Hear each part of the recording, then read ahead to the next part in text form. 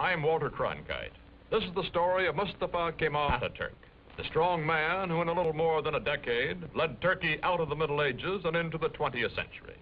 The story, The Incredible Turk, as the Prudential Insurance Company of America presents the 20th century.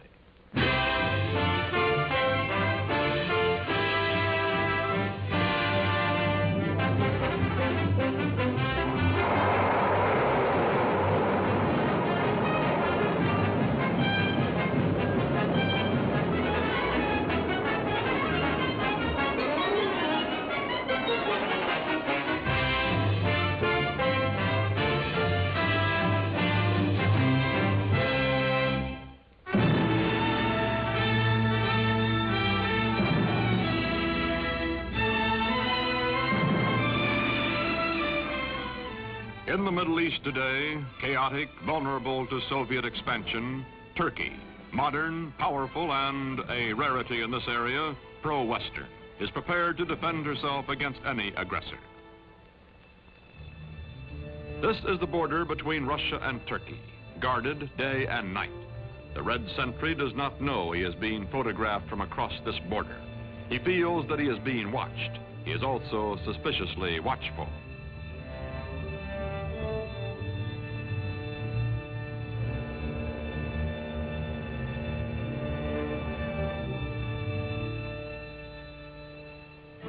Today, Turkish cavalry defends the broken, desolate terrain at the edge of Asia Minor. These cavalry squadrons are part of the strongest fighting force in the Middle East, the Army of Turkey, a democratic-minded member of NATO, military partner of the United States.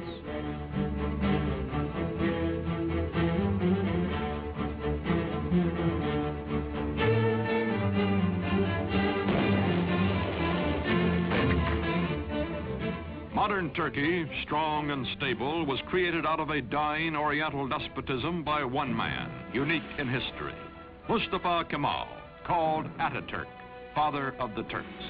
In a moment, this story, The Incredible Turk.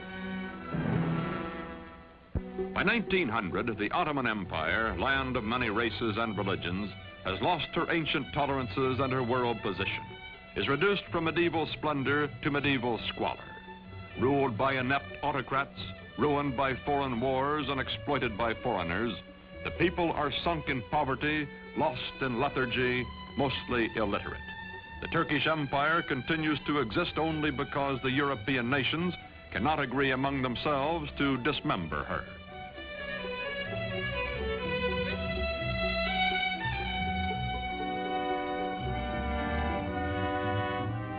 Before World War I, Germany has plans to embrace Turkey as an ally, then to subjugate her as a satellite. To visit the sick man of Europe, as Turkey is called, comes the German emperor himself, Kaiser Wilhelm II. He is received with more than ceremony. His glowing promises, such as the Berlin to Baghdad Railroad, are believed by the Sultan and his government, and even by the nationalist-minded Young Turks. When war comes, Turkey will waver between her old friend Britain, allied with her hereditary enemy Russia, and her new friend Germany. On October 29, 1914, Turkey takes into war, on the Kaiser's side, her obsolescent army.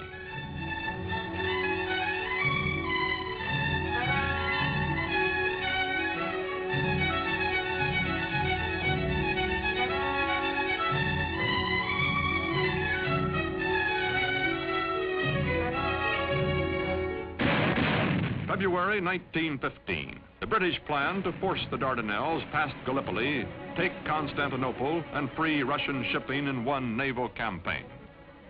Mustafa Kemal is an unknown officer commanding a feeble Turkish division at Gallipoli.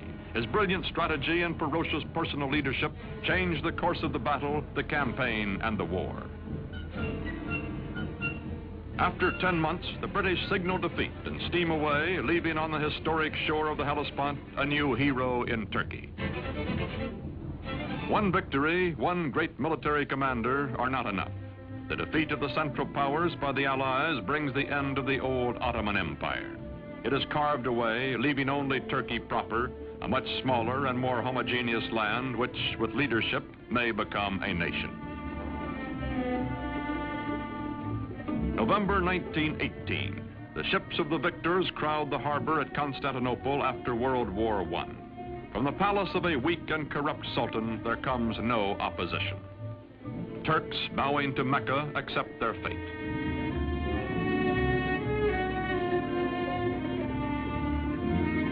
From France and from Great Britain, occupation troops disembark to take over the ancient capital.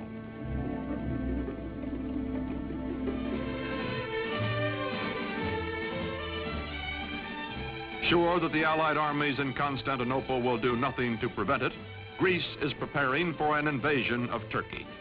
On May 15, 1919, the Greeks land their troops.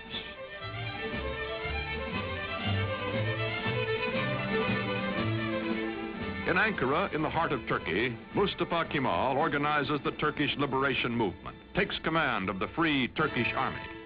From far off Constantinople, the Sultan repudiates him, but Mustafa grimly swears that he will gain Turkey's freedom or die.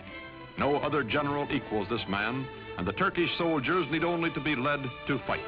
They are traditionally warriors.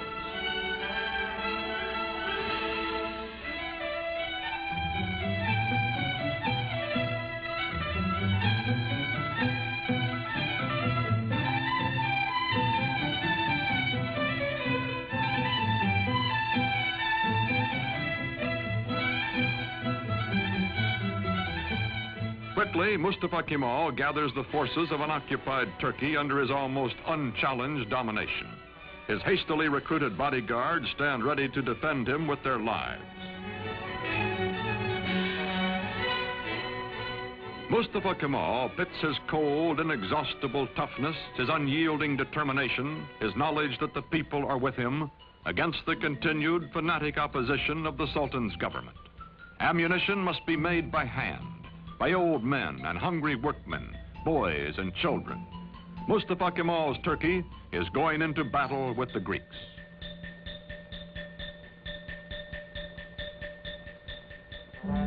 The war with the Greeks lasts 3 years, from 1919 to 1922. The Turkish people know it is a war of extermination, atrocious, no quarter given or asked. Heroically led, the Turks advance against the invaders. The women leave their endangered homes to carry shells to the army.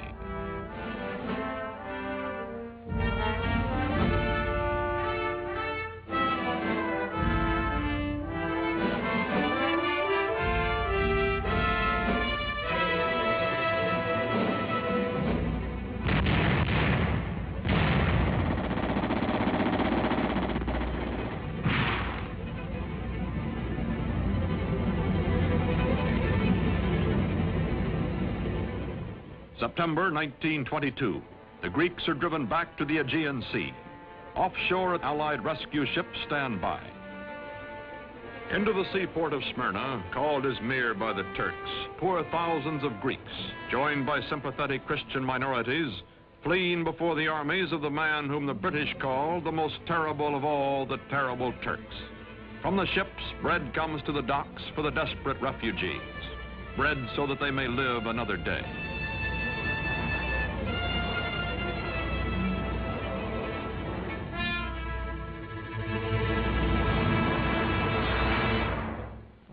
September 9th, 1922. The Turks enter Smyrna, last stronghold of the invaders. They take vengeance against the Greeks for whole Turkish villages wiped out, for their kinsmen massacred. The burning of Smyrna, the final atrocity that both the Greeks and the Turks disavow, ends a war that has become an unendurable nightmare for both sides. Its polyglot population takes to the sea as the flames destroy the great Homeric city.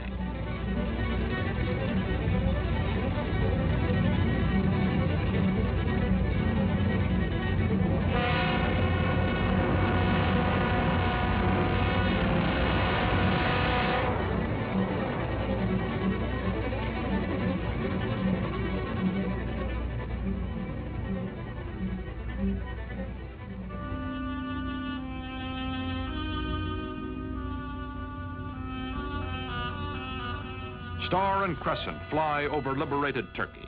Mustafa Kemal Pasha, married to a woman of Smyrna who personifies his ideal of Western freedom for all Turkish women, is Chief of State and Supreme Commander of the Army. With the winning of the war, he removes his uniform, never to wear it again. He is now granted dictatorial powers by the elected National Assembly. In Constantinople, to be officially renamed Istanbul, the foreign occupation troops are evacuated.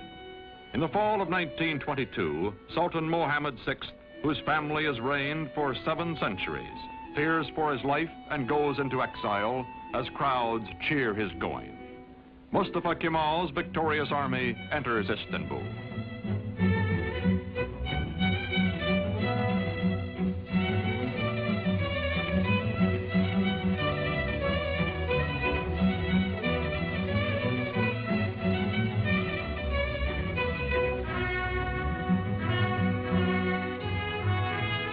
First president of the First Turkish Republic, Mustafa Kemal, during the 1920s, keeps his limitless wartime powers and his command of the army, makes the hard, dry town of Ankara his capital. His fantastic dream is not of empire or conquest, but of creating a democratic Turkey, a new kind of Turk in his lifetime. The Ottoman sultans also had been caliphs, secular and religious rulers. Turkey's new government separates church and state. Instead of Friday, day sacred to Islam, when Muslims everywhere ritually cleanse themselves, the Western Sunday is proclaimed the official day of rest. Although Mustafa Kemal insists on personal religious freedom, it is known that he personally detests the gesture of abasement prescribed for worship when Muslims touch their foreheads to the floor in their brimless headgear.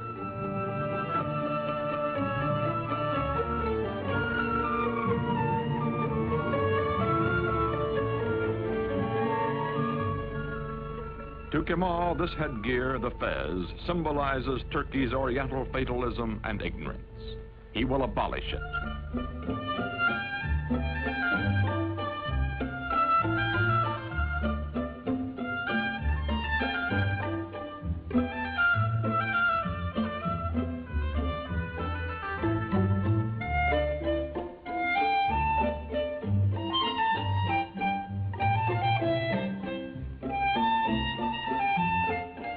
Wearing the fez becomes an act of treason.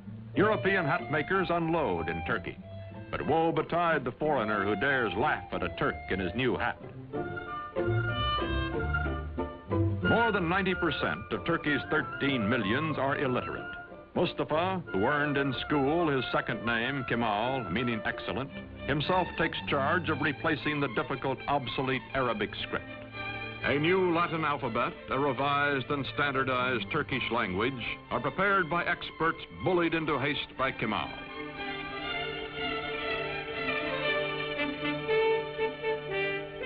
To make a modern nation capable of government by the people, all Turkey must be sent to school.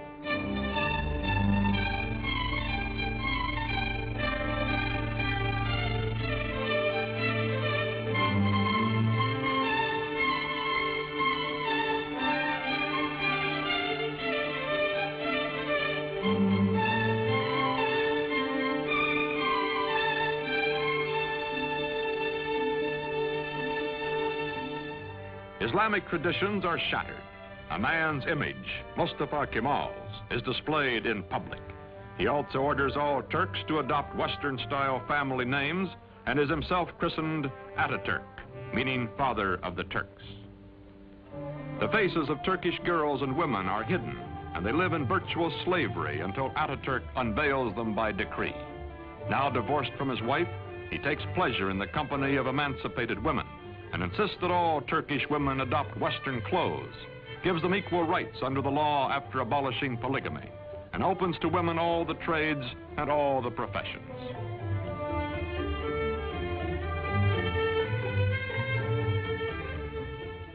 Ataturk, who has eaten the black bread of poverty and lived in the front lines of war, acquires the trappings of power. His proud, fiercely disciplined bearing, which annoyed his superior officers years before, does not change now that he acknowledges no superiors. The men around him treat him as emperors and primitive chieftains and modern dictators are treated. Flatter and yes him, seek the smallest of privileges, such as lighting his cigarette.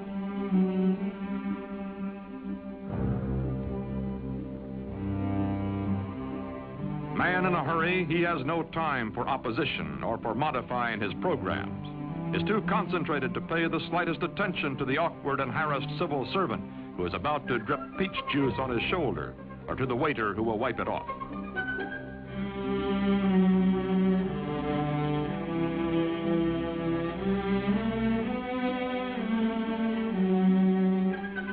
Although gossip is rife of his spare time affairs with women, of private drunken orgies by which Ataturk relieves long periods of relentless labor, this monarch in mufti never loses his public dignity, even at play.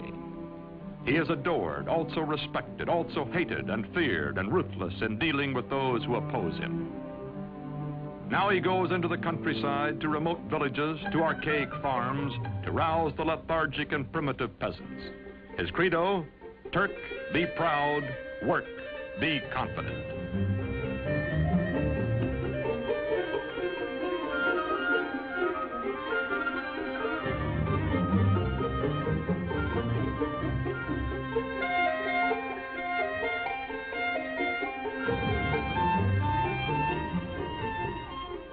There are two ways of conquering, says Ataturk, by the sword or by the plow.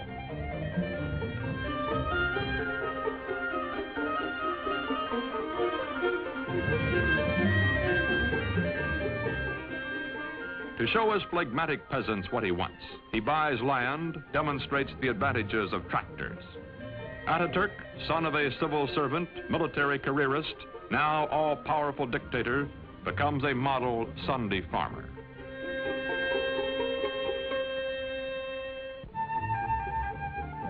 The world is anxious to restore good diplomatic relations with Turkey. From the United States comes Ambassador Joseph Clark Grew. For this revolution and high accomplishment, one man is primarily responsible. The name of Gazi Mustafa Kemal will forever be associated with the development, founding of the new modern Turkish state, and will forever be inscribed indelibly upon the rolls of history. Türk milleti taben demokrattır. The Turkish nation is democratic by nature. Zaten çok yükselmiş bulunan Amerika milletinin Türk milleti. I have no doubt that the American nation, which has gone so far in this ideal, is Turkey's friend in her aims. Bütün beşeriyeti birbirini sevmeye. This will not be all. Perhaps it can lead to a world of love, with all old prejudices erased, with all nations coexisting in peace and prosperity. When the Great World Depression of the 1930s slows down economic reconstruction in the country, Turkish people by the thousands wait for Ataturk to bring him their troubles and their problems. To the man in the street, Ataturk is his personal boss and his personal friend, willing to listen, wanting to help.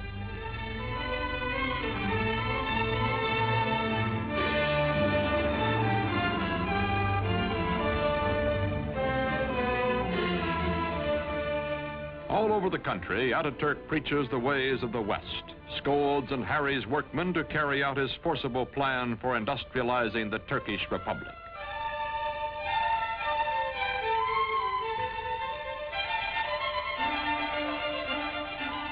Turkey begins to move into the 20th century, builds dams, mills, factories.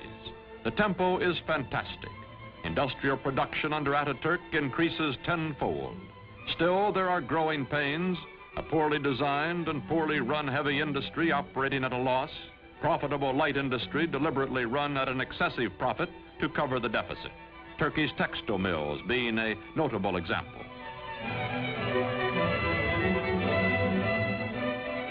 The European nations compete briskly for Turkish trade, for her surpluses, her chrome, and her tobacco, in exchange for the manufactured goods, machinery, and arms she imports. Turkey's foreign relations are excellent, but war is in the offing. Ataturk hopes Turkey can remain neutral, as indeed she will do during most of World War II. But meantime, he must mend his defenses and re-equip his neglected army, a bayonet army from an earlier era of belligerence.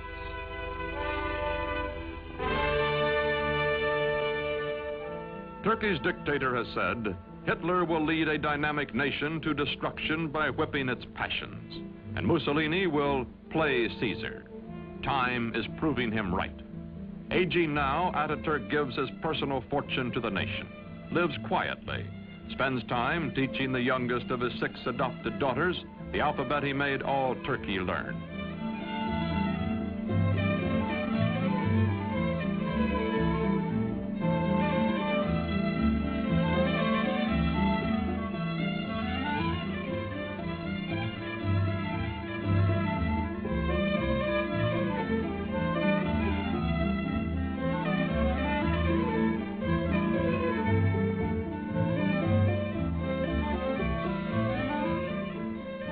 Watching his young nation, Father Ataturk believes in her democratic future and has preserved for her under his autocratic rule the Republican Constitution and the secret ballot which will elect his successors. His severest Western critic grudgingly admits, Ataturk is dictator so that Turkey may never again have a dictator. The Shah of Iran is among the neighboring rulers who come to admire Ataturk's prospering, progressive nation. The Emir of Transjordan comes. The Arab world is impressed by Turkey, but later when nationalism develops throughout Islam, none of its leaders will have Ataturk's genius or his convictions.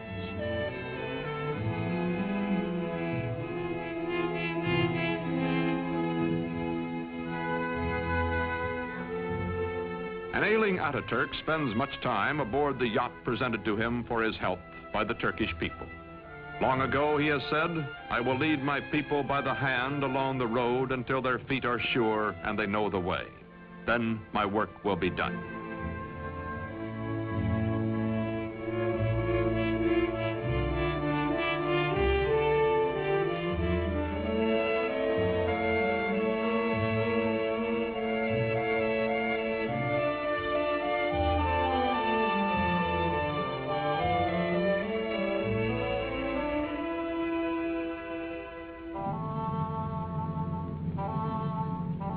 On November 10th, 1938, Ataturk dies at the age of 58. 13 years of his life he spent in active warfare fighting for Turkey. For 15 years, until his death, he was our first president and absolute ruler. His last command is that his successor be one who will follow his course. İsmet İnönü is that man.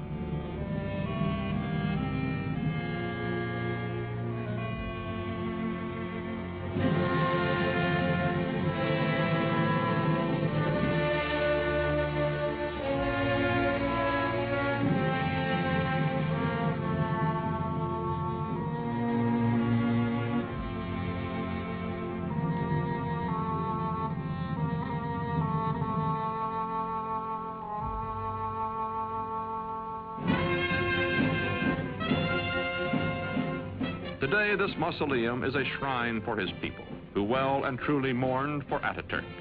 Marching past in fighting trim, the soldiers of Turkey are the sons of the ragged forces who followed him to fight for Turkish independence 40 years ago.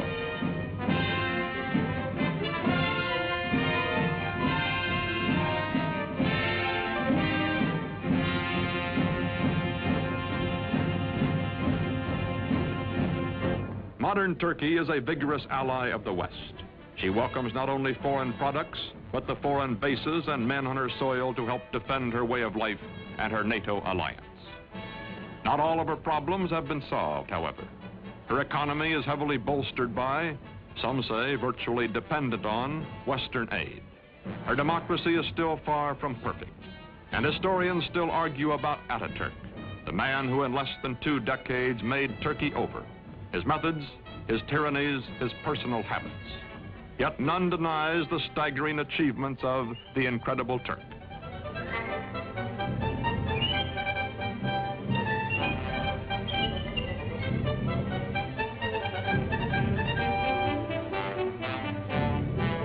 These, our allies, guarding the gates to the east, are the inheritors, the children of Mustafa Kemal Atatürk.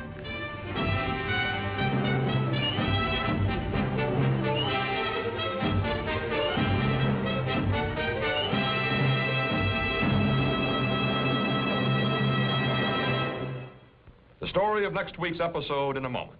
And now a message from your host, the Prudential Insurance Company of America.